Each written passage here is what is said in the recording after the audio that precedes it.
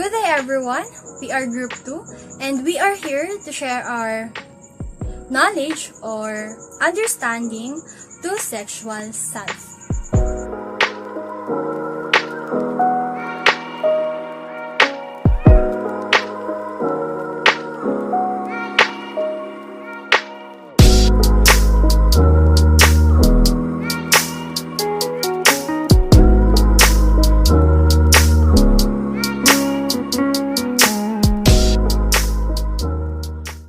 Good day everyone, I'm JANICE from Group 2 and we shall now discuss concerns related to sexual self. But first, let's have this introduction. They say change is inevitable, that in all courses of human existence, change can never be ignored. Everything that is around us now is because of change. Change happens every single time, and those change may not be visible to our own eyes.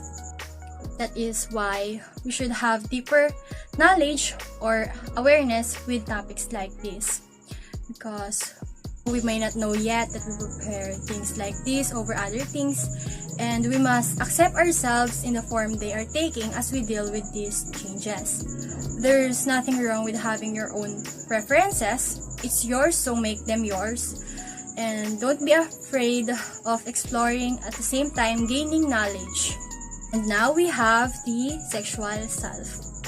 Refers to the totality of oneself as a sexual being, including negative and positive concepts and feelings and process of social information related to sexuality and directs of sexual behavior. But what do we mean when we say or hear sexual self? When we are born, either a female who has 2 X chromosomes or a male who has 1 X, 1 Y chromosome are born. But as we grow older, our sexuality will continue to have developments that will guide us through life. Moreover, sexual self will say a lot about yourself because, like what I said, it's the entirety of one's sexual self. These include thoughts, feelings, behaviors, and attractions. Sexual self can also affect you because of what kind of community you belongs. And remember that sexual self is an important part of who you are. Next, the development of sexual identity. Puberty, the most visible change that occurs to a human body. A boy or a girl's development toward sexual maturity occurs throughout puberty. Puberty begins when a certain brain hormones are released. But when does it begin? For females, puberty begins between the ages of 8 and 13, while most males begin between the ages of 9 and 14. But starting earlier or later can also be okay or normal. Lastly, those who are experiencing their puberty stage might have more quick, sudden, and random mood swings. They may be feeling unfamiliar emotions for the first time. And it's normal to experience confusion, fear, or anger. Next, primary sexual characteristics. Development of body structure. The term primary sexual characteristics refers to those characteristics that are present at birth. Example, the penis and testes in males, and for the females, the vagina and ovaries. They are somehow important as they make sexual reproduction possible. Next, secondary sexual characteristics pertains to the development of non-reproductive sexual characteristics. It's when sex hormones are released throughout puberty, the sex organs mature, resulting in the development of primary sexual traits. For males, it includes more body hair, facial, and chest hair, deepening of the voice, upper body muscular build, pelvic build, and the capacity to gain muscle mass more quickly. And the secondary sex characteristics for women includes enlarging of the breasts, a menstrual cycle, the ability to nurse children, public hair, rounded hips or figures, a decreased ability to build muscle mass quickly, and an increase in body fat composition. And for our next topic, we have during puberty for female and male. For females, the puberty starts at the age of 10 or 11 years old. Typically, the bodies of girls get curvier. They gain weight on their hips as their breast begins to expand. Even though one breast may occasionally grow more quickly than the other, but this rarely happens. Girls will experience a rise in height and body fat as their bodies continue to develop and mature. It is typical for them to experience some soreness under their nipples as their breasts begin to enlarge. On her legs, armpits, arms, and pubic region, hair growth will start. In the course of physical exercise, they'll start to sweat more, produce more body odor, and possibly develop pimples. And during puberty for males, it starts at the age of 12, much visible at the age of 13 to 16 years old. Testicles continue to expand, leading to a longer penis. Under the nipples, there can be some breast tissues forming, usually goes away within a couple of years. Males start to experience wet dreams, ejaculation at night, and unwanted erection. Their voice may crack as it starts to alter, dropping from high to low tones. Muscle mass increases. Growth in height accelerates to 2 to 3.2 inches annually. And for my last topic, erogenous zones are areas of the body that arouse sexual reactions in response to stimulation or contact. They could be extragenital or genital. Foreplay must stimulate the extragenital erogenous zone in order for women to have orgasms.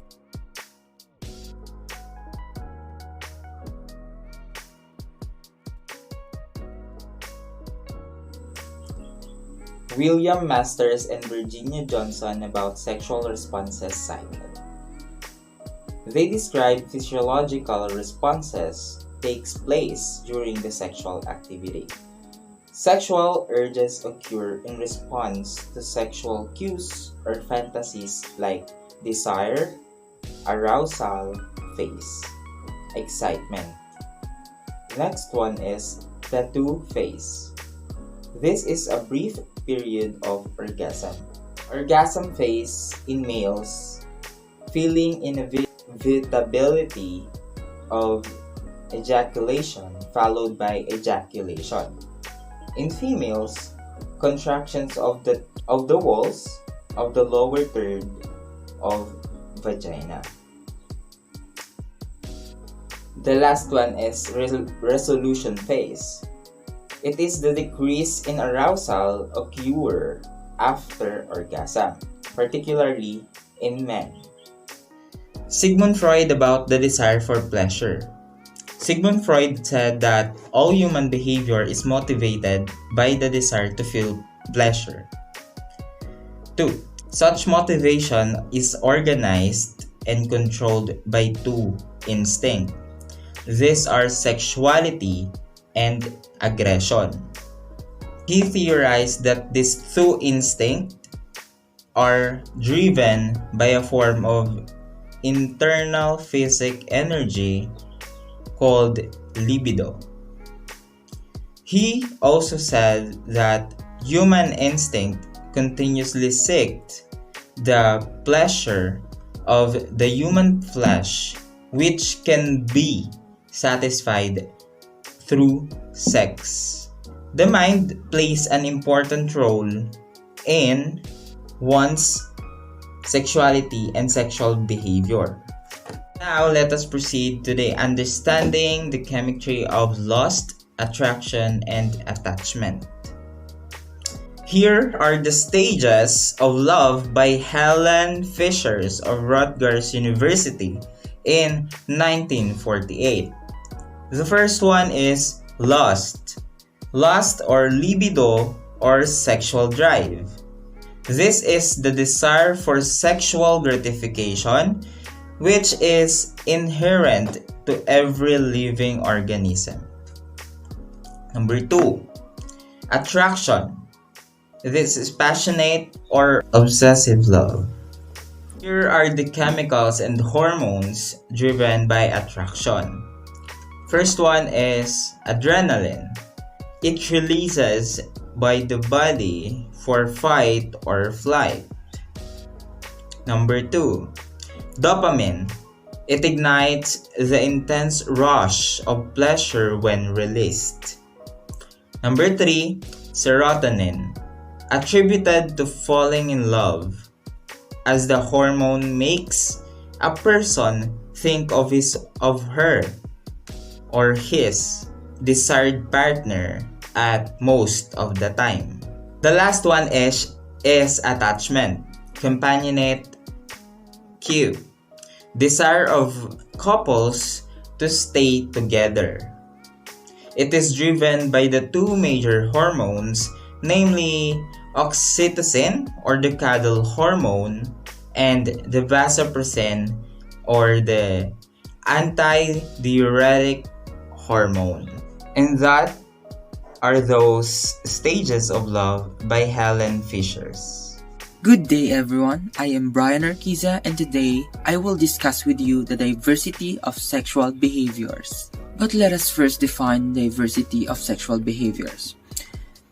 Diversity in sexual orientation is conventionally conceptualized array of activities that can be classified as sexual behaviors. It contains various types of sexual behaviors. The first one is masturbation. It is the stimulating one's own genital done alone by an individual. In other sensual term, it is to touch or rub your sexual organs in order to give yourself sexual pleasure. The second one is premarital sex. It defines sexual activities people engage in outside of marriage. In other terms, it is the penetrative vaginal intercourse performed voluntarily between couples before formal marriage. The third one is the marital sex. It happens within a bounds of marriage. In other terms, that is, once an individual is married, the general presumption is that his or her sexual activities will be confined to be the marital relationship. Fourth one is the extramarital sex. Sexual activities that married people engage in with people that they are not married to. This occurs when a married person engages in sexual activity with someone other than their spouse. The term may be applied to the situation of a single person having sex with a married person, where extramarital sexual relations do not breach a sexual norm. It may be referred to as consensual non-monogamy. The fifth one is the heterosexuality. Happens between two persons of the opposite sex. It is the quality or characteristic of being romantically and sexually attracted solely to people of the opposite sex or gender. Number 6 is the homosexuality. It refers to quality or characteristic of sexual attraction and activities that happen between two persons of the same sex or gender. The last one is bisexuality. It refers to quality or characteristic of sexual behavior of one who engages in sexual acts with someone from the opposite or same sex. It's the potential to be attracted romantically or sexually toward both males and females, or to more than one sex or gender. It may also be defined to include romantic and sexual attraction to people regardless of their sex or gender identity, which is also known as pansexuality. Not necessarily at the same time, not necessarily in the same way, and not necessarily to the same degree. In addition to this topic, sexual behavior is influenced by socialization. What is deemed normal can vary widely across cultures. In some cultures, sexual activity is considered acceptable only within marriage, although premarital and extramarital sex are also common.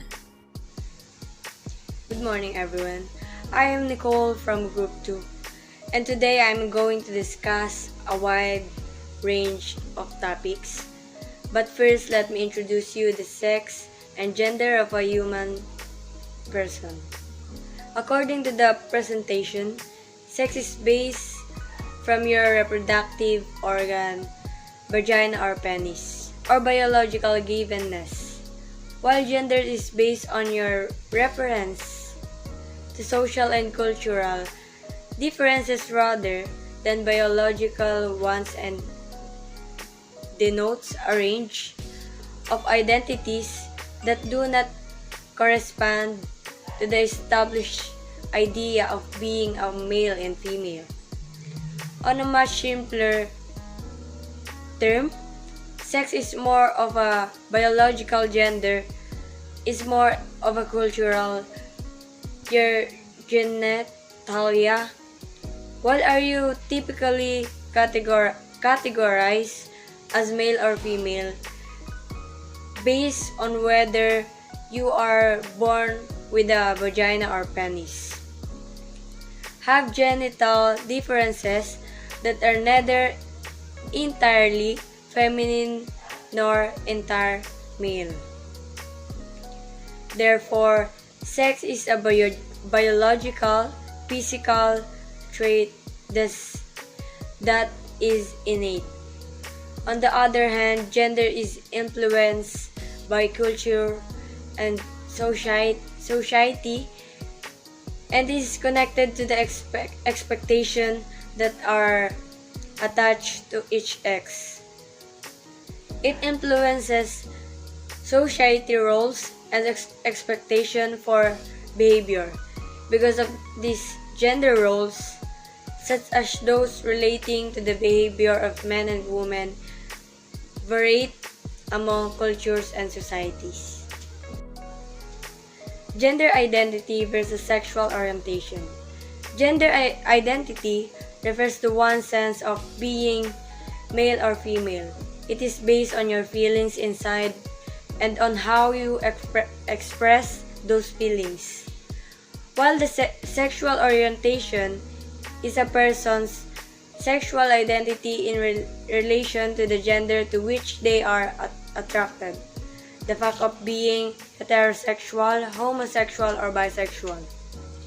Sexual orientation is about who you're attracted to and who you feel drawn to romantically, emotionally, and sexually.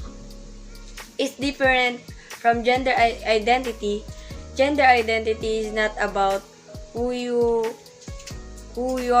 attracted to, but about who you are, male, female, gender, queer.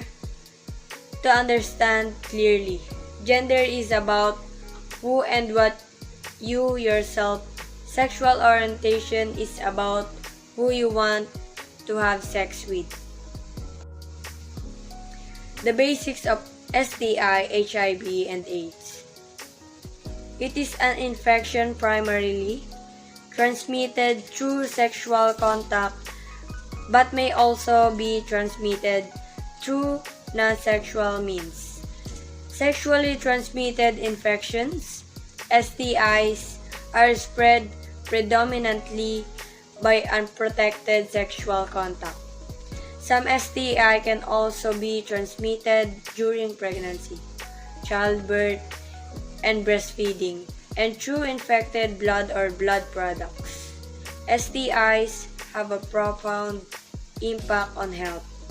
Common signs and symptoms of STI are the following: pain passing urine, severe itchiness. Common signs and symptoms of STI are the following: pain passing urine, severe itchiness, pain during sexual intercourse, yellowish, abnormal discharge, ulcerations, abdominal pain. HBI or human immunodeficiency virus. This virus can only infect human beings. The effect of the virus is to create a deficiency, a failure to work properly within the body's immune system. This organism is a retrovirus, which means it can reproduce itself by taking over the machinery of the human cell. Moreover, there are various ways of mode of transmission in order for an individual to acquire HIV, such as sexual transmission of HBI. During sexual contact, both men and women can transmit viruses through semen and vaginal secretions, respectively. For example, such as sexual transmission of HIV during sexual contact, both women and men can transmit viruses through semen and vaginal secretions, respectively. For example, person A and person B are having unprotected sex and person A has HIV. Infected blood and blood products. HIV may also be spread through contact with infected blood. Mother to child, HIV can cross the placenta during pregnancy and infect the developing fetus. During labor and delivery, the baby may be exposed to the virus from a woman's blood and other fluids. The amniotic sac ruptures when labor begins in a woman, her water breaks. Once this happens, this is a higher chance that the baby will contract HIV. Another mode of transmission is from HIV-infected mother to child, natural delivery breastfeeding. ABCDE of HIV prevention.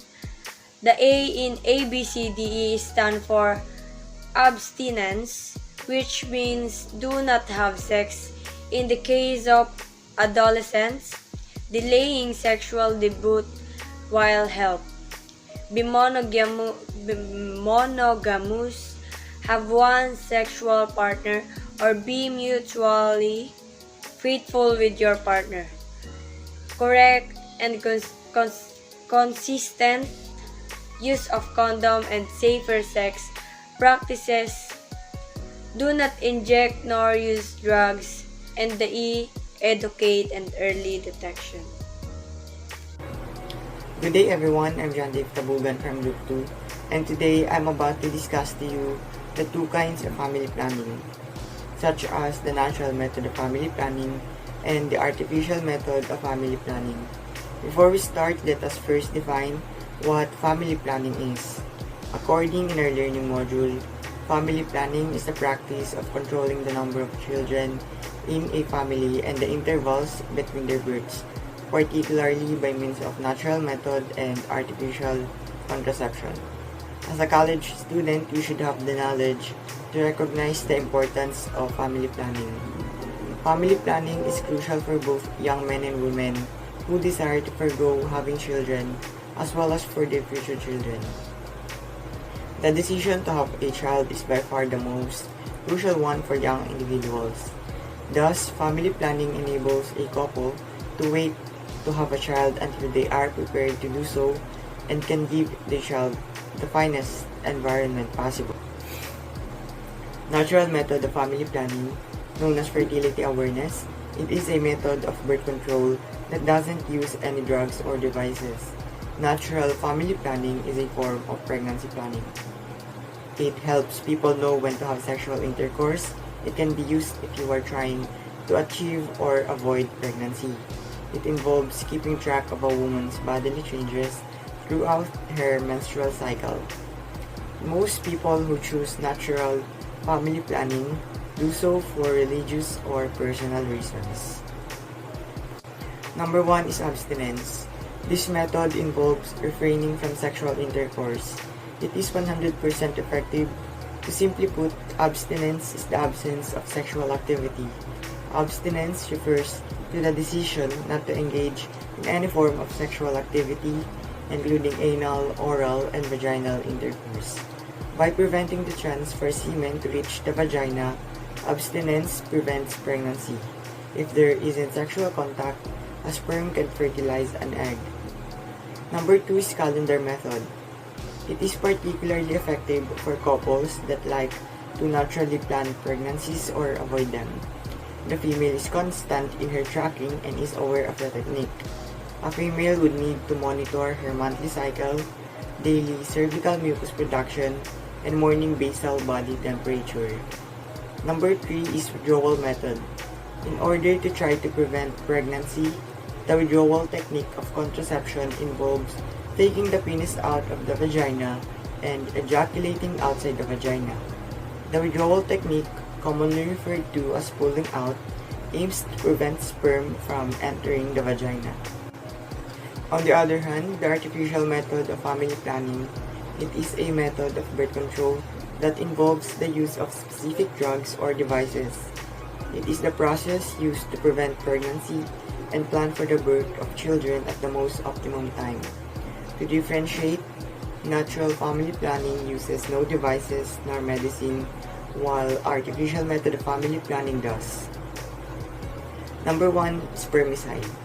Chemicals in spermicides prevent sperm from reaching an egg.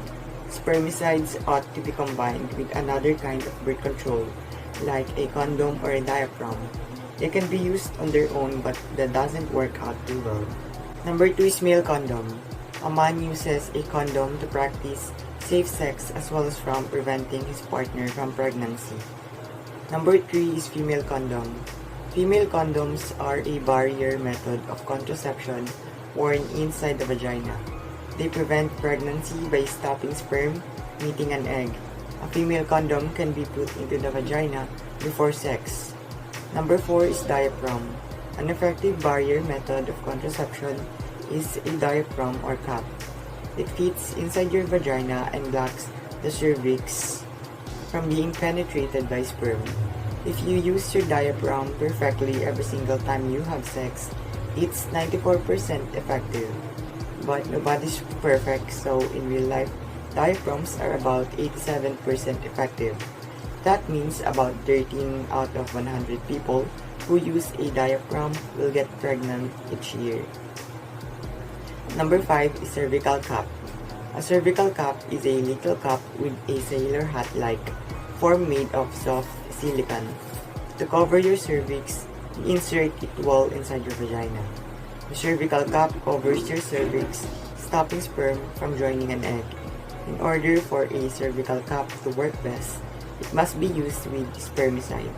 The difference between cervical caps and diaphragms is the cervical caps are smaller than diaphragms and the shape is a little different. Diaphragms are shaped like a dish and cervical caps look like a sailor's hat. They both work with spermicide and cover your cervix to prevent pregnancy. You can leave the cervical cup in longer than a diaphragm up to 2 days, but diaphragms are slightly more effective at preventing pregnancy. Number 6 is birth control pills. When used consistently each day, the birth control pill is a fairly effective technique to prevent pregnancy. Additionally, the pill can reduce your risk of developing conditions like ovarian and uterine cancer, migraines, and acne. Some women feel nausea as a pharmaceutical side effect, but this is typically transient. Number 7 is vaginal ring. A vaginal ring is a contraceptive ring which sits inside the vagina. It contains 2 hormones, estrogen and progestogen, and stops ovaries from releasing an egg each month. It is inserted for 3 out of 4 weeks each month, or it can be used continuously. Number 8 is birth control shot, commonly called the depot shot or birth control shot. This medication is injected into your arm or buttocks. It contains a type of progesterone hormone, Depo-Provera. Shots provide protection against pregnancy for up to 14 weeks, though you typically need to receive 1 shot every 12 weeks. If used correctly, the contraceptive injection is more than 99% effective. It lasts for 8 or 13 weeks depending on which injection you have, so you do not have to think about contraception every day or every time you have sex during this period. Number 9 is intrauterine device. An intrauterine device is a small object that goes inside your uterus. There are two types of intrauterine device, copper IUD and hormonal IUD. Copper IUD contains copper and it is a type of metal. Hormonal IUD contains the hormone progestogen. The hormones or the copper stop the sperm reaching the egg.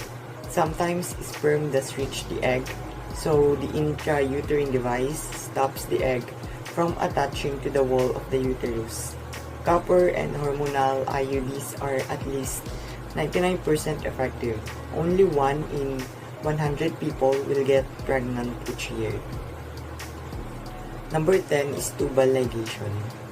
During tubal ligation, the fallopian tubes are cut, tied, or blocked to permanently prevent pregnancy.